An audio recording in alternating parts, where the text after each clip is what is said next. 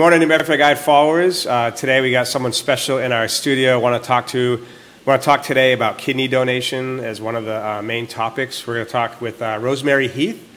So she's the survivor of George Heath, an amazing human being that we're going to talk about today.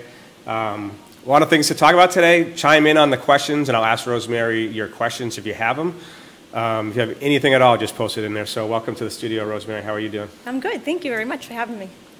So I think 2 years ago was probably the biggest story in Massachusetts, let alone even across the country, right? So in Taunton, your husband was taken from us at a pizzeria in the Taunton Mall. What would you like to talk about that part of it? Can you tell me a little bit about what happened that night? Yeah, George and I were just going out for dinner.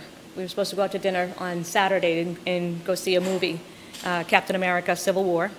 And we couldn't go on Saturday. He was at a class getting his master's degree. He's on his way towards getting his master's.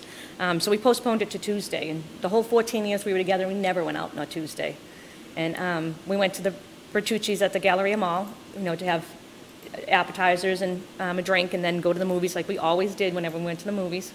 And a young, mentally disturbed man came in and took the knife from a waitress, Sheena, and used it against her, stabbed her 5 times. Now, she was pregnant. Yes, yes. She didn't know, no one around her knew that she was pregnant, so she didn't look pregnant.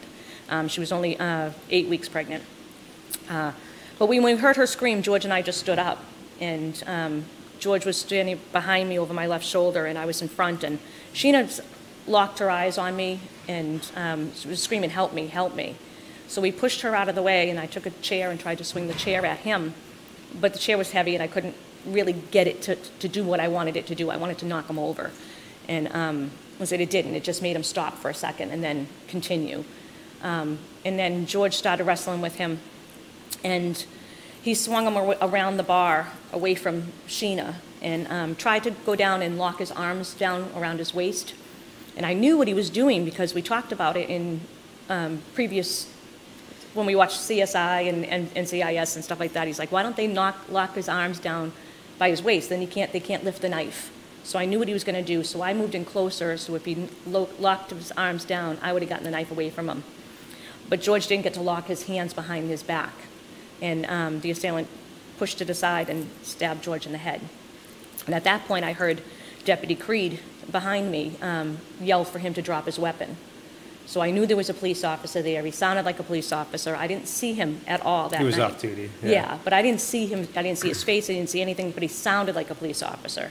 So George fell to the floor. I immediately fell to the floor with him so I could be with him. I initially thought he was stabbed in the cheek because his glasses fell off. And then when I saw that it was his head, I knew it was bad. And I really became that lunatic, screaming. And I just didn't stop. And Jim got the assailant's attention away from me because he was coming after me. And then Jim got him to move away from me, to be parallel to me. And then he told Jim that he was gonna, both of us were gonna die tonight. And then he ran after Jim to kill him, and Jim had to shoot him. And then George was supposed to be med-flighted and taken to Boston, but he wasn't. I was told he was med-flighted, so that when they put me in the ambulance to bring him to the med-flight, they told me I couldn't be in the ambulance, so they took me out. So they said I had to drive to Boston. So my first husband and my son came to pick me up and drive me to Boston. And we kept calling, saying, where is he? We don't see the helicopter taking off. And they told us, well, we'll call you back. So at 8:05, they called me back and said, we think he's in Taunton. So we had already turned around and started heading back towards Taunton anyways, because I figured he was dead, that he was in Taunton. He never got med-flighted because we never saw the helicopter. And then when I got there, they just told me, I'm sorry, he didn't make it. So then I said, well, he's an organ donor. Tell me you took his organs. And they said, no, he's a crime scene. So that broke my heart. So I knew that night when I went home and started dealing with everything that had just happened, that I was going to donate a kidney, that I was going to make this something, because George was very adamant about it. He wanted to donate. He used to say, take whatever you can and then cremate the rest. That's what I want. So when he couldn't do that, I learned more about living donor organ, and I went for that. That's what I wanted to do. So you've already had a few times scheduled to donate your kidney. Yeah. We were supposed to do an interview on Saturday, had some technical issues, but you were supposed to donate the kidney last week, right? Yes, on the 18th I was supposed to donate, but there was an issue with the recipient, and they couldn't do the donation at that time. They had an infection, so we postponed it again now to November 1st. So let's talk about that. So when George passed away, he wanted you to donate his organs, but obviously because he was a crime scene and the police needed, after a certain time, you can't, right? So after like 24 hours or 30-something hours, you just well, I can't. found out what happened was they had originally called, I found out just in September, that they originally called the organ donation line to see if they could donate his organs and such. But because of his wound is what made his organs unviable for organ donation. It wasn't because it was a crime scene. Okay. So those words being told to me 2.5 years ago made me believe that because you were a crime scene, you couldn't donate. So that got me very angry. So when I found out the real reason that they actually did try, there was a lot of emotions going on because they told me he was admitted to the hospital at 7:23 p.m. I was still at Bertucci's. I never should have been driving to Boston. So I could have been with him when he died, and I wasn't. So the whole night was just kind of crazy and stuff. So to make sense out of it, doing the organ donation to me is the most healing thing I can do. So let's talk that. We've done someone who actually needed a kidney with Chris Resendiz, I think I want to say about 2 months ago. There's a lot of misconceptions, right? Mm-hmm. If you give away a kidney, you're going to die younger and these kind of things, right? So what have you learned? It's actually pretty amazing. As far as the donor, when you donate a kidney, they test you for everything, so you know you are the healthiest person going, all right? And if you have an issue, the hospital will work with you to correct whatever issue you have, so that you could be a donor. Then I found out that when they're going to take my right kidney, they look at both kidneys and they say which one's the better kidney. They're both good kidneys, but which one's the better one? Which one will function more on its own? So they're going to take the right kidney for the recipient and leave me with the left one. Your initial kidney function is reduced by 50%, but within 6 months, your kidney grows and it adapts to probably 85%. So you're really living a life like you did with 2 kidneys. You know, it's not something that is life-threatening to you. If something ever did happen to me and I needed a kidney myself, I would go to the top of the list. I would wait no more than 2 months to get a kidney myself. So you gained some benefit out of it? Yes. But that would be a few-month waiting period at least? Is that what once they find out, it's a 2 months, because it takes 2 months to actually find the donor and go through all the testing to find out who could donate to you. So people might not know, but George had ties to New Bedford. He was a teacher at Tech. Can you tell me about that? Oh, he loved teaching. He started out being a substitute teacher in the visual design class, and then an assistant teacher, and then he got hired as a permanent teacher in 2011. And he loved his students. He loved working at the school. He just was amazed. And he was so scared to take the job. He was so nervous. I mean, we went school shopping for him, and he was like getting everything so he could be teachery. He grew his hair long so he could look artsy. He just loved it. And when he started working out there, he came home within 2 weeks and he's like, I love my job. I've never in my life been able to say it before, but I love what I do. These kids and their talents that they have nowadays is just astounding to him. He was so proud of them. So the Tech, we talked earlier about this monument that you had put over there. Yeah. Tell me about that and the tree. Well, when George first died, the students, they're very smart. They knew a lot about George, and they knew that the school was putting in maple trees along the perimeter of the classroom area. So they went to the superintendent and asked him if they would plant a cherry blossom tree outside George's classroom, because that was his favorite tree. So then when George died, and a year later, the Carnegie Hero Commission had given me a grave marker, but because we cremated George, we didn't have a grave for him. So I gave it to the school and asked them if they would like to put it in a plaque or something. Well, they did so much more than that. They did this beautiful granite piece, and they set the grave marker inside of it, and then they put his name, date of birth, date of death, and said, he gave his life so others may live. And that's right next to the tree. So the kids, when they're sitting in the classroom, they can look out the window and see the tree and the marker. Yeah, so if you want to go down there, so if someone wanted to go to Vogue Tech, obviously don't go during the normal hours when schools are there. But don't disturb them. Yeah, after school, you want to check out, I haven't seen it yet, so I'm going to go by and check it out, but sounds like amazing. The kids seem to enjoy it. Yeah, it's beautiful. I look at it every time I go. So that probably inspires you a bit, right, with the kids? Oh, yeah. Yeah. That's what inspired me to talk about George in the first place. You know, and when he died, it was like 4 o'clock in the morning. It hit me like a bolt of lightning. I sat straight up on the couch. I was watching the news all night long. And I said, no one's going to know what happened unless I tell them. And I said, I've got to create a legacy. So when I talked to the media, I said, I need you to do 3 things for me. Use the picture I want you to use. Then you can take whatever pictures you want. Call him a hero, not a victim. And give me 5 days. And they're like, why 5 days? I said, because I need 5 days to create a legacy. If they're talking about it enough and keep repeating it, then it will be set in stone. And then I can create a fundraiser and a scholarship fund for the students. Because it was all about the students. George's life became so happy when he had them in his life. I wanted to keep it going. So that's the first time I heard of you. And I right away obeyed what I thought was your wish, which was not to showcase the killer, but showcase George. Yeah. Show her his face, not the Yeah. I was guy. really upset that night because I kept seeing his face all the time. And then once in a while I'd see Jim Creed. And as soon as I saw him, I'm like, he's so young. He's so young. And it was just, I can't believe that he had to take a life, And in order to save before somebody. went, Right. Yeah. I mean, he saved my life. Yeah. And then I kept looking and looking. And I knew, and I had asked the police, not to release his name that night because of the students.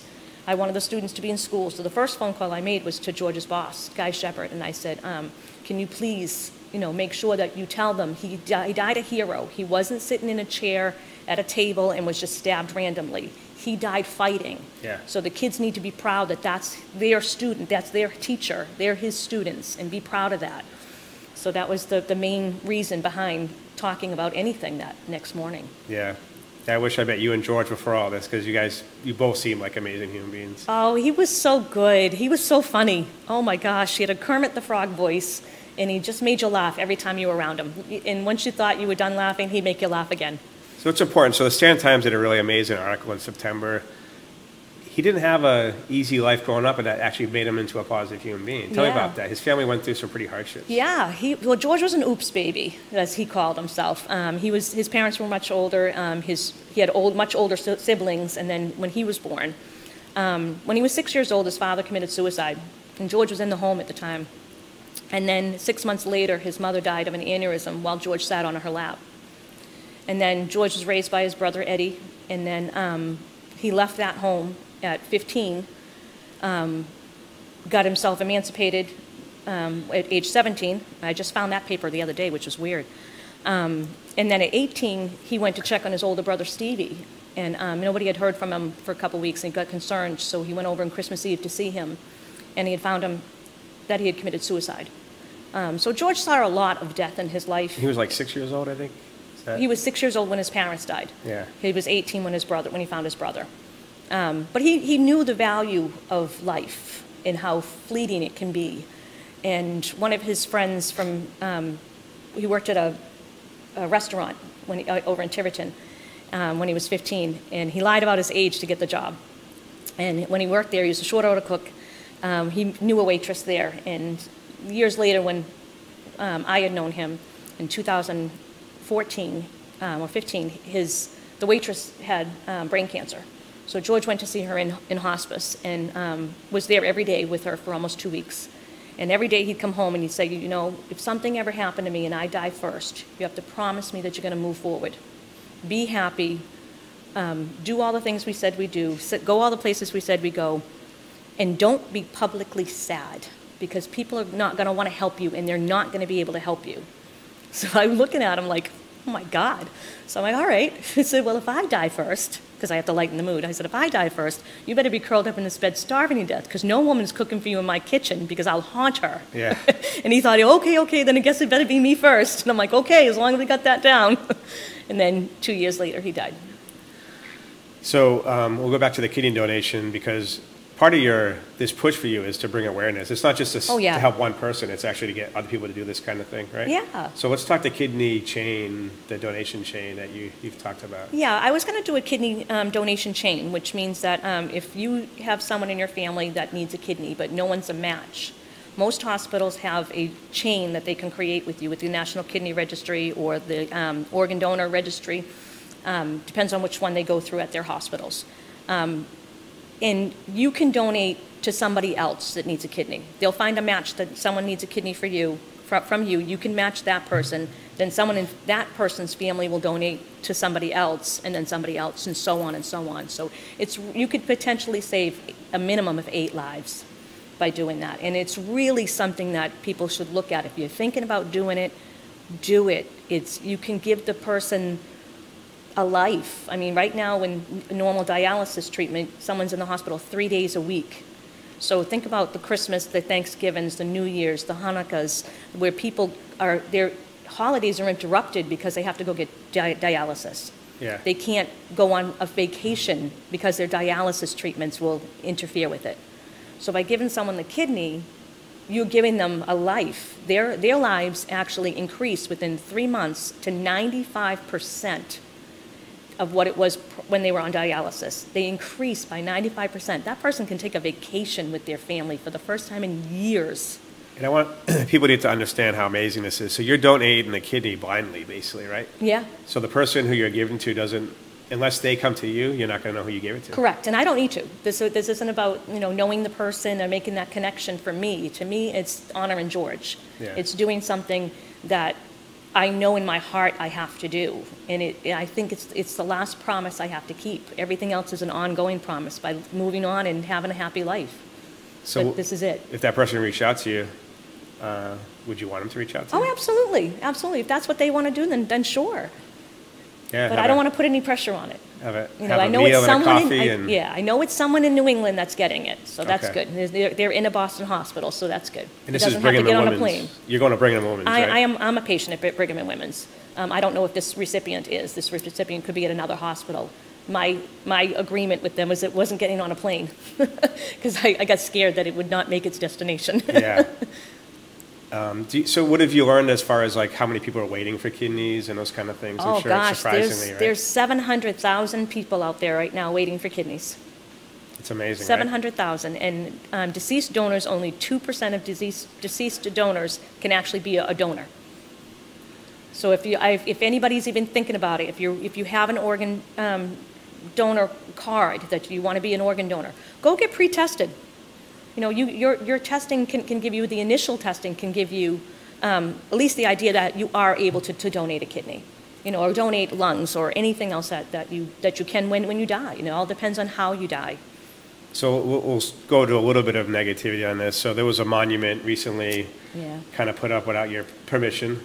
They call it the Garden of Peace, right? Mm-hmm. So why don't you tell me about that? Well, I think the biggest thing is, like I said, George grew up with a lot of hardship, a lot of loss. And he never, ever, ever thought of himself as a victim. And I knew this, and George and I talked about this a lot in his life because of everything that he went through. So for someone to nominate, and it doesn't matter who nominated it, it's a matter that it was the Garden of Peace got his name, and they never verified who the next of kin was. Now their website says no, at the time it said no name would be confirmed to be engraved without talking to the next of kin. And where is this going to be at? It's in Boston. In Boston? Yeah. And they didn't do that. So I had a long conversation with them. I said, how did you find out that he even died? How did you confirm his death? If someone calls up and says, my father died, my brother died, my sister died, someone died in my family, how do you confirm that death? Do you get a death certificate? Because my name's on there. Do you Google him? Because you couldn't Google him without seeing me because I was the only person talking about the case.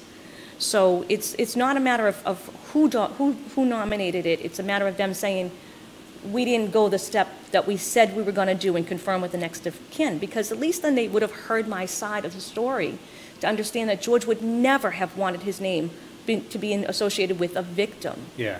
You want to honor him as a hero, honor him as a great man who had a great future teaching some great children, and honor him that way.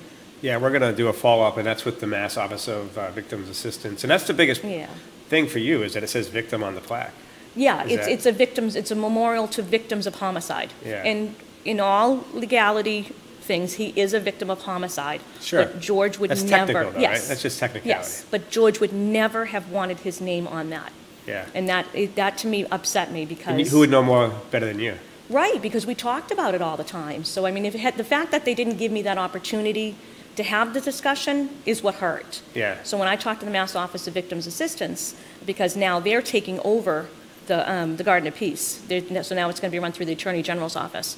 When I talked to the woman I can't remember her name, in March, she was on my side with this. She was appalled that they didn't talk to me. She was going to do everything she could to get this name removed because I didn't want it on there. You want to honor him as a hero. Put hero next to his name. Sure.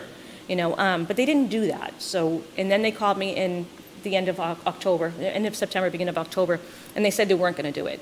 That it would just be too much to go through the process of taking his name off that wall. This is what it seems like when you deal with a lot of government. There's so many people, so the initial people do something probably in good faith to say we want to memorialize him, but they don't know who he is, right? And they just did it out of good faith. Now it's time for them to fix the what's your wishes, right? That's what I wanted. My whole thing was, why didn't you just pick up the phone and call me and have the conversation with me? But they didn't. Yeah. So now that the victim's office has taken it over, it's to me it's just so put hero next to his name. Okay, we're going to follow up with them. Don't just turn it down and say no, we're not doing it. Because now the Garden of Peace says they'll confirm with multiple family members. It doesn't say next of kin anymore. So they went and changed their policy. Yeah. Because of my being outraged over this. Yeah. And the Mass Office of the Victim Assistance said they'll never let that happen again. So that's good. They acknowledged it. You made an impact. But it doesn't change the fact that he is listed as a victim. Yeah. And that to me is that I can feel George and get angry over having that association as being a victim. Because he was a fighter. He was someone who stood up for other people. He wanted to help other people more than anything. He would have wanted to help the assailant. He would have wanted to find out why he was in the enraged state that he was in. He would have wanted to help him. It's hard to know that his name is on a permanent wall, and that says victim. Well, I promise you we're going to follow up on this, and a lot of time it takes the media attention to have things changed. So if we could start a little Kindle, and maybe the Boston Globe jumps on it, and Fox News, and then it gets to a story. So I definitely want to keep in touch with you and follow your progress with the kidney donation. Oh, absolutely. Follow this. I mean, you're inspiration into the community right now, doing so much things, which we're going to talk about some other things. But we're going to keep this a real story. Hopefully other people will take on that. So let's jump back to something positive. So Gronkowski, right? Yes. So he was out yesterday, right? You Yes, probably watched the game. Of course. Actually, let me jump on that. So before we lean into Gronk, so it's kind of the opposite in New England. This is why I think a lot of people like Massachusetts women in New England is you're a bigger Patriot fan than George was. Oh yeah, when I met George, he never watched sports. He was very outdoor activities himself. He windsurfed, rollerblade, rode his bike everywhere, never watched sports inside at all. So when we first started dating, he said to me, so what are we going to do on Sunday? And I said, well, the Patriots are on at 1. And he's like, you're going to stay inside and watch TV on a beautiful day? I'm like, it's not TV, it's football. And yes. So if you don't want to do it, that's fine. You go do your thing, and then we'll hook up afterwards. And he's like, no, I'm going to watch this with you. That's fine. I want to learn. If you're so into this, I want to do it. So I said, all right, well, we have to go to the grocery store. And he said, didn't you just do shopping? I said, yes, but this is game day shopping. And he's like, there's a new menu for it? Are you kidding me? So he had to really get into the fact that there was a whole ritual to Sunday football. It wasn't just sitting down in front of the TV.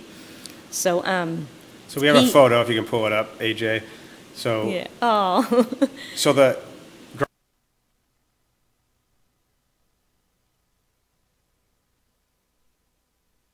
Valentine's Day. He had never owned a jersey before in his life, and he was like a little kid. He was so excited to get that. He didn't even take the tag off of it. He said, I cannot wait to wear this on Spirit Day next year. This is going to be great, because he loved Gronk. He thought he's so young, and he's laughing, he's having fun, he's making a living, he's doing this marketing, he's being a goof. George loved him. So when George died, he never got to wear the shirt.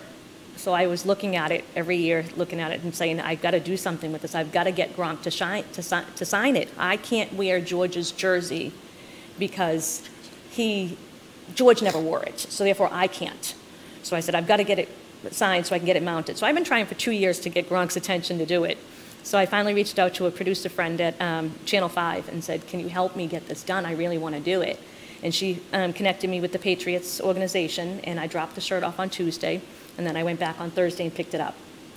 Yeah, let's see the jersey. Keep that up. If you can do a split between her and the jersey, or just put the jersey up. So you don't have it right now, but you're going to get it. Yeah, someone is mounting it for me, and they're going to put that picture of me holding the jersey up in with the...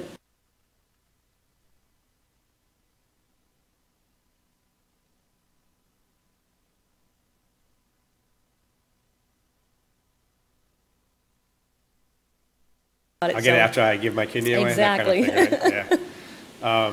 So that's what I've been meaning to talk to you, and then I saw that on Twitter and on Facebook, and I was like, okay, I got to hit her up and get her back and talk about. Well, it wasn't about meeting Gronk for me. You didn't meet him, right? I didn't need to meet him, and that's what I told him. I said I did not need to meet him. I just wanted the shirt signed. It was about George's jersey, not about me meeting Gronk. And although that would have been fantastic, it was about George's jersey. So you have a fundraiser coming up in November. Yes. So this is something that really helps some of the, is it the visual arts program that George taught? It's actually the visual arts students get the scholarship award, and then the school benefits too, because they can apply for funding for a special project in their classrooms. So what's the money go to? It goes to all of the seniors in George's class, the visual design class, will get a scholarship award for college. They'll get $500 for each student going off to college, $250 if they go off to the military, and $150 if they go off to just a job. So therefore, it's on their resumes and their CVs that they're a recipient of the George Heath Superhero Scholarship. So how can people support this? So November what day? November 17th at the Greasy Luck from 2 to 8. We'll have raffles, and the Greasy Luck is doing a dime for dollars. Yeah, so let's do it again. So just repeat that again, because people out there. Yep, it's going to be at the Greasy Luck. Yep. On November 17th, Saturday, from 2 to 8. We'll have, actually the Celtics and the Red Sox so far are donating autographed memorabilia, so we'll have a high-end raffle items, and then we'll have raffle baskets. Yeah, so we'll promote that later in the week, and just stay tuned on Facebook. We'll put that out there some more. So I won't use his name, the man who killed George. Yeah, and I call him the assailant. And killed someone before, actually went to the restaurant. Yes. So he was released before, yes, he was. right? So he was released from mental health facility pretty recently before he committed the murder. The night before. Night before. Yep. So he was released, and then he's killing 2 people the next day. Yep, he was released somewhere around 5 o'clock a.m., from what I understand. So mental health in America. So it seems like we put a lot of people either on the street or in prison instead of into the mental health facility. What have you learned since all this? Well, I learned, it really is not, they don't have enough attention to it or funding for it, from what I understand. There's a lot of funding for opioids addiction, but I think opioid addiction is the secondary part. Yeah. I think mental health starts with it first. I think if you can get the people that are in chronic pain, if you can get people that are depressed, that you can get people that are just not right in their minds for whatever reason, they won't go to the opioids. You know, they won't reach for that point. I know, and I need to say the assailant did not have any drugs in his system that night, so it was not that case. But he had a mental health issue that was not taken care of. And because of that, 2 people are dead, and 1 woman was severely injured and almost lost her baby. Yeah, so it's something that, I mean, opioids, when you use opioids, it's to block pain, right? So that's part of the issue with... in your mind, too. It's not physical, too. It's your mind. Yeah, so a lot of people out there have mental health, might go towards opioids and other things just to help. That's a Band-Aid effect. It's not really a fix on society. You come to New Bedford, you see panhandlers, and you talk to some of them. Some are normal, but a lot of them are not. Right. Some are former military guys with PTSD. Some are other things. Do you think we've failed as society on the mental health side of things? Or? I think we dropped the ball on it. I think we dropped the ball on it when we closed a lot of the mental health facilities.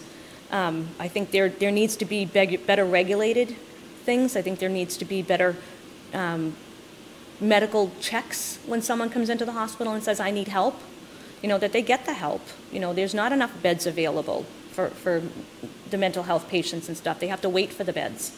So I really think that needs to have a big focus, coming forward in the next couple of years, and I want to be there to talk about it. So, organ donation, I want to get back to that just because this is why we're here. So we're going to post a lot of resources in the comments after this interview so you can check it out.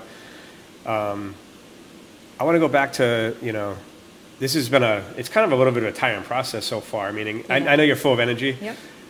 But it's not easy, is it? It is and it isn't. You have to there's make a lot of sure things that can trip you up on the way is what I'm saying, right? Yeah, there's a lot of things. Like I got a false positive on a test, and I was mortified on it, and it turns out that just my blood reacts differently to one of their tests there. So I actually have to go and get that tested at another testing facility. So I do all my blood tests at Brigham and Women's with the exception of this one test that I have to go to another facility to have done because my blood doesn't react to that particular chemicals that are in the vials. And leading up to both you have to be at certain specific blood levels and tests and health. Yeah. And the reason it got pushed off is because the recipient had a Yeah, issue, right? I believe that the recipient was not healthy enough to go into surgery, so they had to wait. So things have to line up. Yeah. And you got to go through the process. It's not like, I think I'll donate a kidney, and then the next week you're giving Oh, it gosh, up, no, right? gosh, no. It's a long process. It's about a 3-month process, Yeah. a 3-month clearing process to get someone into a kidney, because they can't actually look for a match for you until you get fully cleared for surgery. They don't want to give someone hope and then... Right, but they also put you through a lot of mental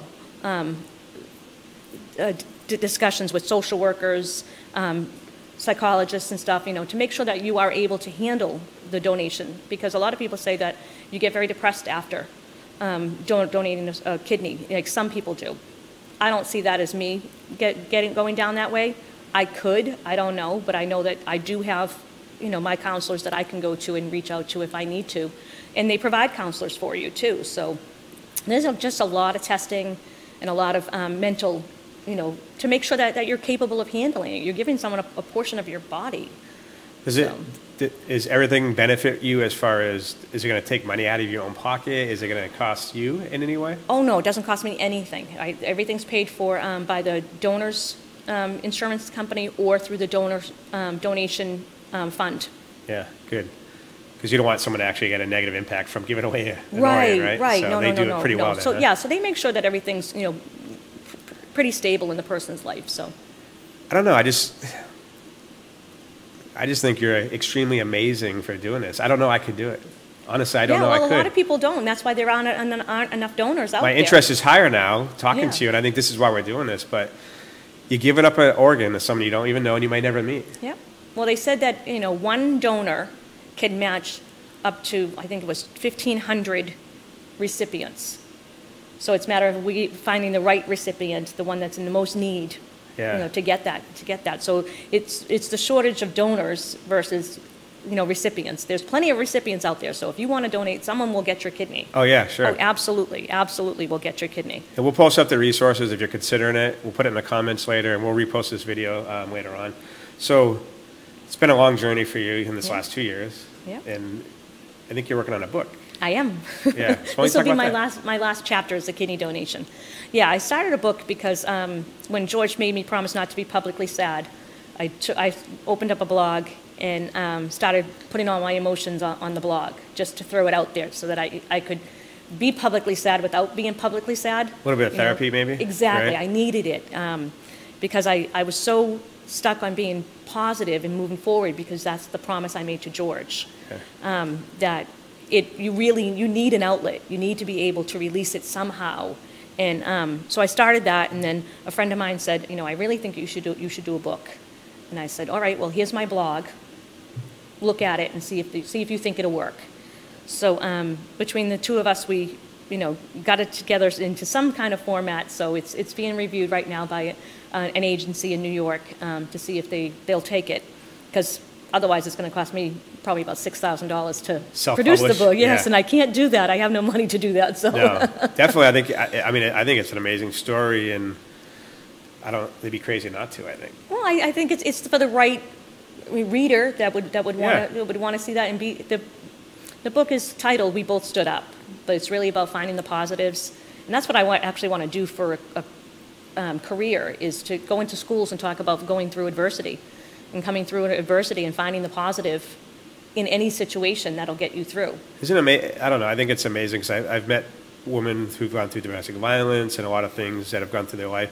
It takes such a negative thing in your life to become that pebble in a pond that also puts out positivity to the world. Like now you're not just gonna impact the person you're giving a kidney, you're gonna impact other people to do it.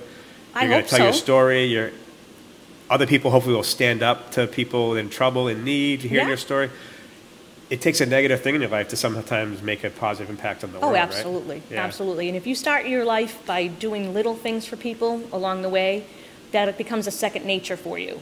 And then someday when something big like what we went through happens, you won't be the one to run away. You'll be the one to stand there and help. You know, you'll run towards it because it's your nature now to run and help someone. So if you start out, you know, doing little things for people, holding the door for someone, buying a coffee for someone, doing something kind that is not looking for anything in return, you just do it. You're going to be that person in that major situation that's going to be the hero. Well, I think if they stupid enough not to take you up in your book, we should do like a Kickstarter or something like that. I don't know if you remember when the Lebanese kitchen burned down. Oh, yeah. We did a fundraiser and raised $12 grand. Wow. Now they're open up in Mattapoisett. That's awesome. If you don't get it, we'll have to talk about Absolutely. that. I'm on board it's for got to that. happen. I think it's got to happen. I mean, I want it to happen. And we'll follow it. One of the students is designing the book cover for me. Nice. So I'm keeping in that. And then any of the profits, 50% of the profits will go right back to the school. So we'll close up. How can people keep in touch with you? Twitter and Facebook, right? Yeah. In Twitter, my handle's Rosemar1108. It's ROSEMAR 1108. And then through Facebook, it's Rosemary K. Heath. Yeah, and I just type in Rosemary Heath, Twitter, Rosemary Heath, Facebook, and I find it pretty easy too, just in case you don't get the exact thing down there. Because it's someone you should follow. You should follow her on her journey. She's got a lot more to tell, a lot of stories to tell, from fundraisers to kidney donation to book come out to maybe inspirational things that you're finding along the way. Yeah, so I think definitely follow her. There's a lot of people out there with 1 million Twitter followers that are just put out. I'm sitting on the couch, and I think you have better things to say. So you need to have some Twitter followers, and we'll push that out there too as well. So I really appreciate you coming and telling your story. Thank you. Thank you for helping me spread the awareness for it. Yeah, we'll keep this going because I think we want to follow you all on the way and keep this the kidney donation thing out there because I'm learning. I don't really know a lot about it. I've always said, no, this is my kidney. I don't want to give it away. But it's like, the more you know, the better you'll be able to make an informed decision and maybe save some lives. It's the one organ in your body that you don't actually need. The woman that we interviewed, I think she had 2 or 3 kids. Yeah. You know, so you really can't impact not just her, but her children and then follow on generations, grandchildren. Right, kind of because, stuff, so. I mean, her children can't take a vacation without her. I mean, she can't go on a vacation right now because she has dialysis. So when you give that kidney, that frees that person. Now that person will be able to have the same promises that I had. Live their life, move on, be happy. You know, find the positive in your life and keep going.